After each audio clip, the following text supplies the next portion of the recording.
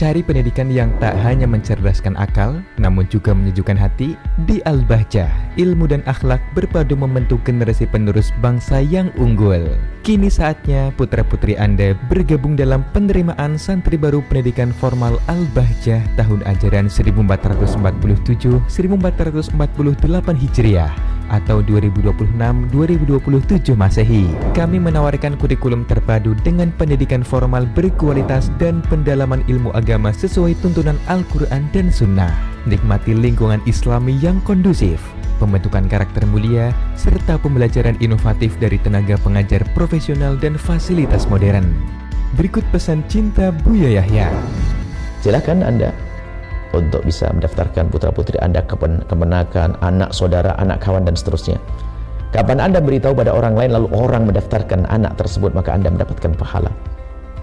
Dan yang sudah mendaftar dan sudah bergabung, bersyukurlah kepada Allah. Karena apa? Anda di saat merindukan anak Anda untuk kebaikan urusan agamanya sekaligus urusan dunianya, maka itu adalah seruan iman di hati Anda. Dan Anda tidak memilih pesantren ini Al-Bahjah kecuali karena ada keimanan di dalam hati Anda. Maka bersyukurlah Anda. Segera daftarkan putra-putri Anda secara online di www.albahjah.org.id/PSB atau hubungi 081 318 223 521. Kami tunggu kehadiran Anda di Pondok Pesantren Al-Bahjah.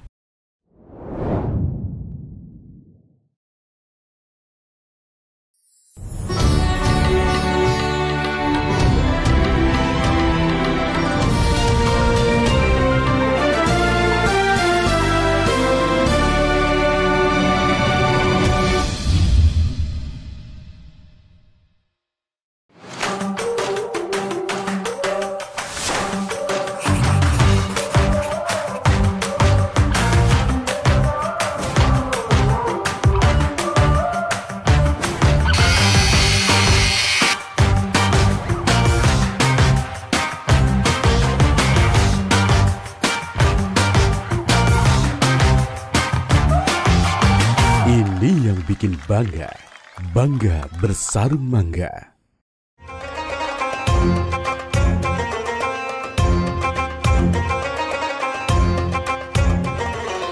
Sarung mangga, sarung kebanggaan kita.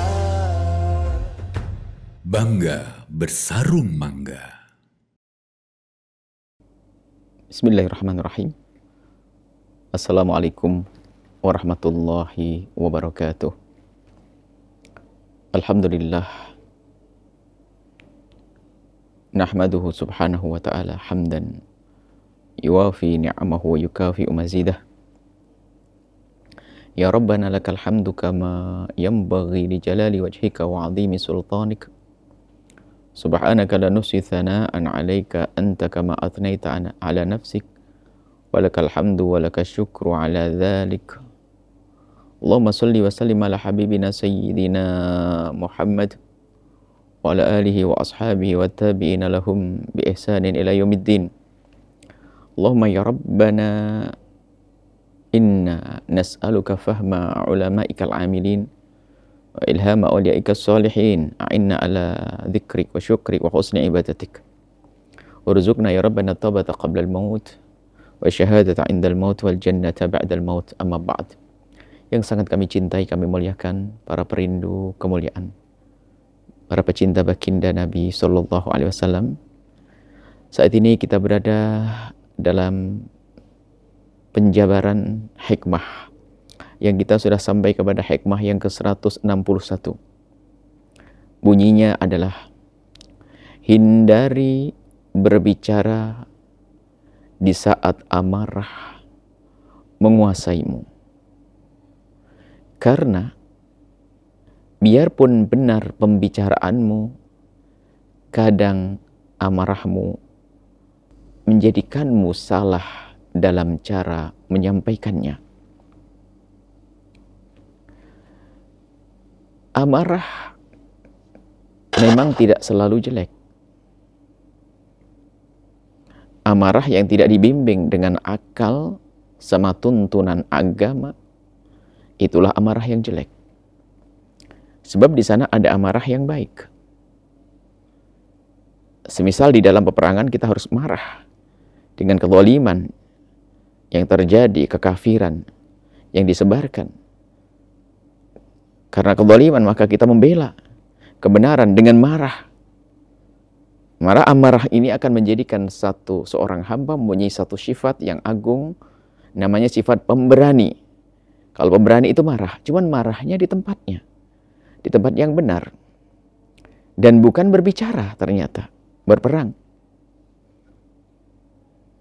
Nah, akan tetapi yang kami maksud di sini adalah amarah-amarah. Selain daripada amarah yang merupakan sifat mulia alias keberanian, akan amarah karena sebab-sebab yang terjadi di antara kita, ada ketersinggungan, atau mungkin kekecewaan dan seterusnya. Di antara urusan dengan sesama manusia dan urusan dengan dunia, maka muncullah amarah. Sehingga ada orang disebut bahwasanya dia marah dengan si fulan, atau dia lagi marah. Selain marah yang kami sebutkan tadi, maka amarah ini dari syaitan. Selain daripada amarah yang menjadikan seseorang punya sifat keberanian, maka itu adalah malah dari syaitan. Sehingga menjadikan orang gelap mata. Sehingga mungkin memukul, mendolimi orang lain, menyiksa orang lain, dan seterusnya. Nah, baginda Nabi mengajarkan kalau marah ambil air wudhu. Karena amarah itu adalah syaitan dari api. Maka akan padam api amarah itu adalah dengan air wudhu. Kemudian pindah tempat dan seterusnya adalah sarana-sarana zahir, upaya-upaya zahir yang diajarkan baginda di dalam kita meredam amarah. Akan tapi amarah ini di saat menguasai seorang hamba, kalau seorang hamba ini berbicara, maka ini kadang perbicaraan ini menjadi tidak manis, tidak indah. Sehingga kalau kita lagi marah, mohon maaf, marah karena kesalahan anak kita, memang betul dia salah, dan kita harus marah. Pasangan kita melakukan kesalahan dan kita harus marah. Bawahan kita melakukan kesalahan dan kita harus marah. Maka sebisa mungkin jangan berbicara di saat amarah lagi menguasai kita. Karena kalau kita berbicara di saat amarah menguasai kita, biarpun yang kita sampaikan adalah sebuah kebenaran, karena disampaikan dalam keadaan marah, maka kadang cara menyampaikan kebenaran tersebut menjadi salah. Nah, karena salah di dalam cara menyampaikannya, maka orang pun tidak bisa menerimanya. Akhirnya apa? Kegagalan kita di dalam menyampaikan sebuah kebenaran. Sehingga bisa kita katakan bahwa kebenaran akan disampaikan dengan kesejukan, dengan kelembutan, dengan keindahan. Nah, ini termasuk ya strategi ya sebetulnya untuk menjaga kita di dalam berurusan dengan sesama manusia.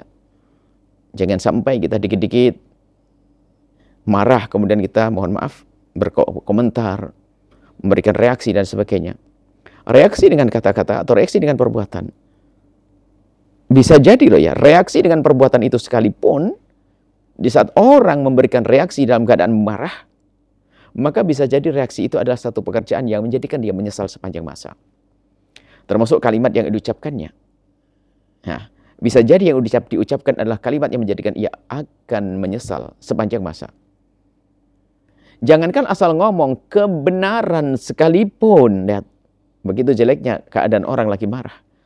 Begitu juga jika dalam keadaan marah, biarpun yang disampaikan adalah sebuah kebenaran, benar, tapi kita sampaikan dalam keadaan kita marah, maka bisa jadi cara menyampaikan kita menjadi tidak indah, salah di dalam kita menyampaikan kepada orang lain. Maka yuk, pastikan dua hal sekarang.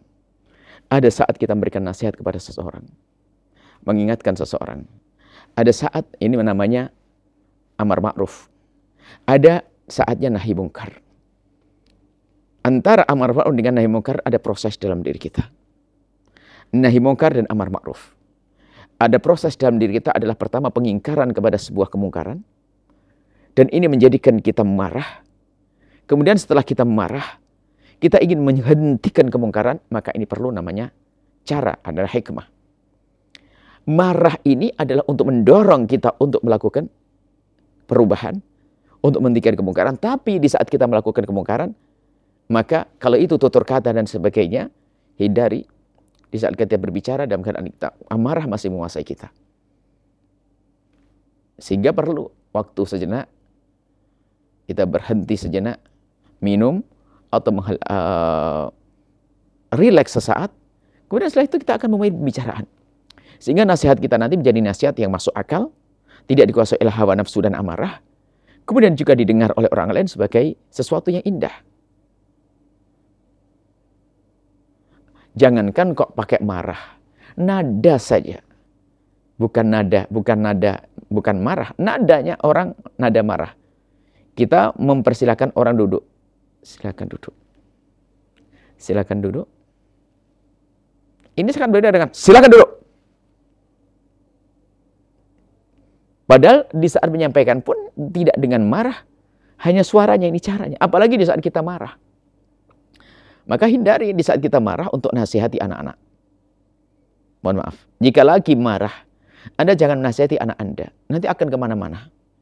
Sehingga nanti akan marah kepada sesuatu yang seharusnya tidak marah. Tidak boleh marah. Atau melakukan sesuatu yang seharusnya tidak dilakukan oleh seorang ibu. Ya karena dikuasai oleh amarah di dalam dirinya, maka sehingga mungkin anak kecil tiba-tiba dicaci maki, marah. Ibu mencaci maki. Wah, pokoknya gitu. Karena dikuasai dengan amarah. Pastikan Anda tidak akan menegur pasangan Anda di saat Anda sendiri marah. Anda marah, akan tapi Anda redam dulu amarah Anda. Setelah stabil, baru Anda berbicara. Sehingga bisa memilih kata-kata yang indah, kalimat yang bagus, cara yang paling tepat. Dan ini kecerdasan yang sesungguhnya. Sebab ada cerdas tapi tidak cerdas sesungguhnya. Cerdas yang tidak dibarengi dengan kecerdasan batin, akhlak. Mohon maaf. Orang yang cerdas dalam berpikir bisa saja di saat mendapatkan satu ungkapan yang tidak menarik, mungkin dengan reaksi kecerdasannya dia bisa membalas dengan cepat. Tapi dia akan menyesal setelah itu. Kenapa? Dalam keadaan dia marah. Ini EQ. Tapi kita perlu emosi. Tapi kalau kita merespon dengan meredam emosi, bukan hanya mengandalkan EQ, maka cerdasnya di atas rata-rata. Bukan sekedar cerdas. Kecerdasan memanage emosi. Sehingga kalau yang tadi dengan cerdasan EQ-nya, maka dia akan memberikan respon langsung. Bisa saja itu benar, tapi tidak tepat, mungkin tidak diterima, atau mungkin dia akan menyesal. Tapi kalau dia emosi, kecerdasan emosinya, dia akan, tidak, saya tidak boleh menjawab sekarang. Aku jawab nanti setelah ini dan setelah ini, biarkan dia ngomong. Tapi dia sebenarnya ada amarah di dalam dirinya. Tapi dia ngerti kapan harus berbicara. Maka dia berbicara tepat pada waktunya, di saat amarah sudah mulai reda. Sehingga dia bisa memasukkan hal-hal penting, pemikiran, argumentasi, di saat ada keredaan di dalam dirinya. Nah, ini harus kita pahami cara berkomunikasi di saat kita menemukan sesuatu yang menjadikan kita marah. Hari ini ada orang, Masya Allah, seolah-olah membela kebenaran, membangun, akan tapi yang dihancurkan lebih gede daripada yang dibangun. Sehingga sama anak marah, dok. Maksudnya benar, marah, dok. Dikit-dikit marah.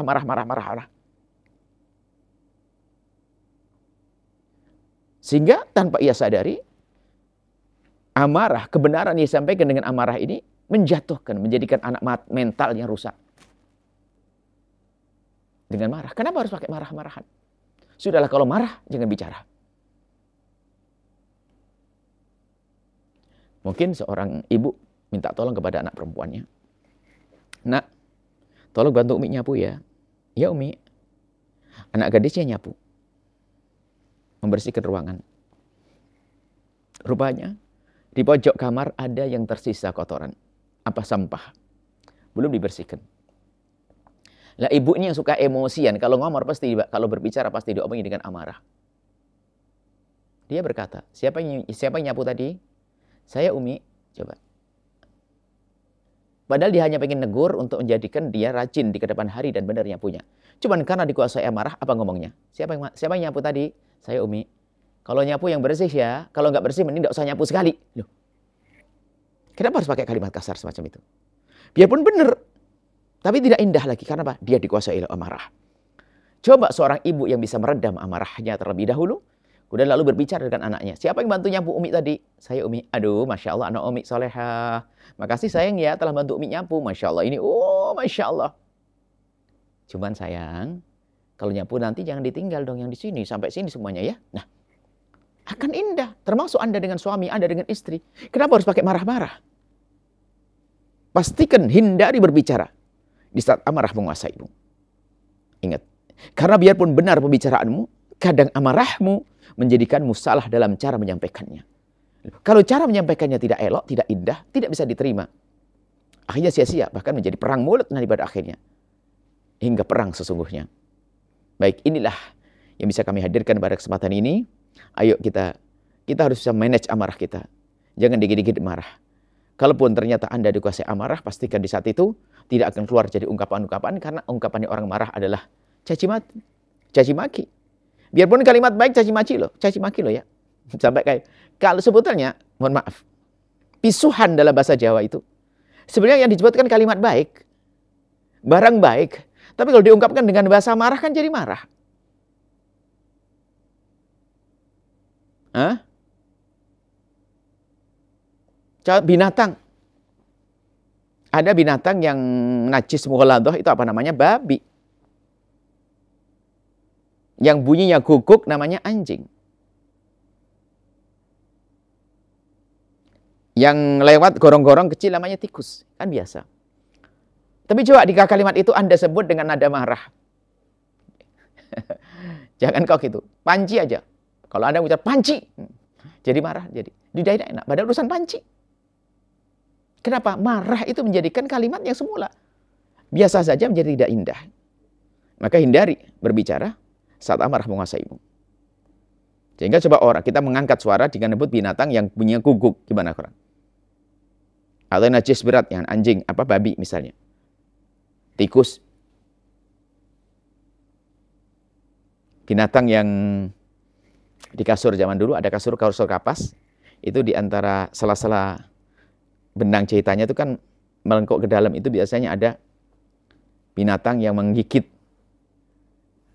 Namanya kepinting atau bangsat itu. Coba kita ngangkat suara bangsat dengan keras-keras. Padahal itu hanya binatang saja. Karena kalimat itu disebut dalam irama marah akan menjadi sebuah cacian. Dalam bahasa Arab pun juga demikian, mohon maaf. Anda ngerti dalam bahasa Arab, coba bahasa Arab itu ada doa Allahu yahdika. Semoga Allah berikan hidayah kepadamu. Ini kan sebetulnya kalau kita kembali sepertinya, asal urutnya, pertama kali kalimat ini diucapkan adalah di saat melihat orang kurang baik, lalu di doa Allah, yahdik, semoga Allah berikan hidayah kepadamu. Tapi hari ini kalau Anda ucapkan kalimat baik ini, pada orang Arab, dalam nada Anda marah, itu cacian. Allah yahdik, marah dia balas. Padahal artinya Allah yahdik, semoga Allah berikan hidayah kepadamu. Marah dia. Makanya Anda jangan berani berucap kalimat Allah yahdik dengan nada tinggi di hadapan orang Arab. Karena itu seperti caci maki. Padahal isinya apa? Doa. Padahal kalimat doa. Apalagi kalimat-kalimat yang tidak baik. Sebabnya apa? Marah itu akan menjadikan kalimat seindah apapun menjadi tidak indah. Kebenaran kayak apapun menjadi tidak menarik. Sehingga hindari berbicara di saat amarahmu menguasaimu. Karena biarpun benar pembicaraanmu, kadang amarahmu menjadikanmu salah dalam cara menyampaikannya. Nuhibbukum fillah. Assalamualaikum warahmatullahi wabarakatuh.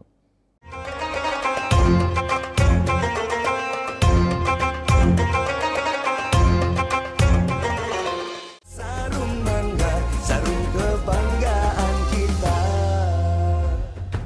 Bangga bersarung mangga.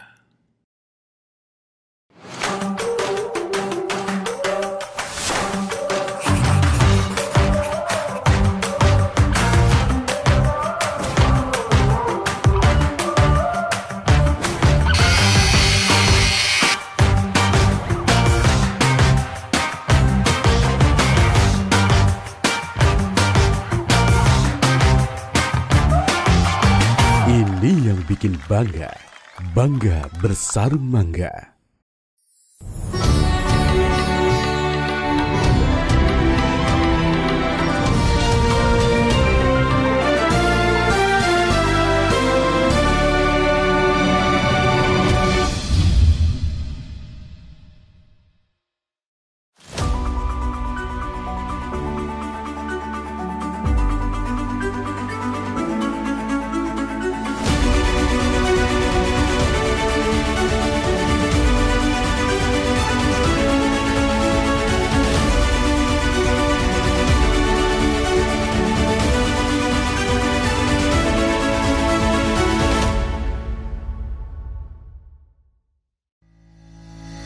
Mencari pendidikan yang tak hanya mencerdaskan akal, namun juga menyejukkan hati, di Al-Bahjah, ilmu dan akhlak berpadu membentuk generasi penerus bangsa yang unggul. Kini saatnya putra-putri Anda bergabung dalam penerimaan santri baru pendidikan formal Al-Bahjah tahun ajaran 1447-1448 Hijriah atau 2026-2027 Masehi. Kami menawarkan kurikulum terpadu dengan pendidikan formal berkualitas dan pendalaman ilmu agama sesuai tuntunan Al-Quran dan Sunnah. Nikmati lingkungan Islami yang kondusif, pembentukan karakter mulia, serta pembelajaran inovatif dari tenaga pengajar profesional dan fasilitas modern. Berikut pesan cinta Buya Yahya. Silakan Anda untuk bisa mendaftarkan putra-putri Anda ke kemenakan, anak saudara, anak kawan dan seterusnya. Kapan Anda beritahu pada orang lain lalu orang mendaftarkan anak tersebut, maka Anda mendapatkan pahala. Dan yang sudah mendaftar dan sudah bergabung, bersyukurlah kepada Allah. Karena apa?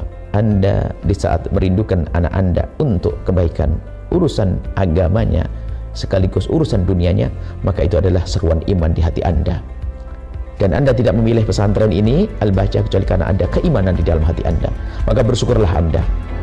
Segera daftarkan putra-putri Anda secara online di www.albahjah.org.id/PSB atau hubungi 081 318 223 521. Kami tunggu kehadiran Anda di Pondok Pesantren Al-Bahjah.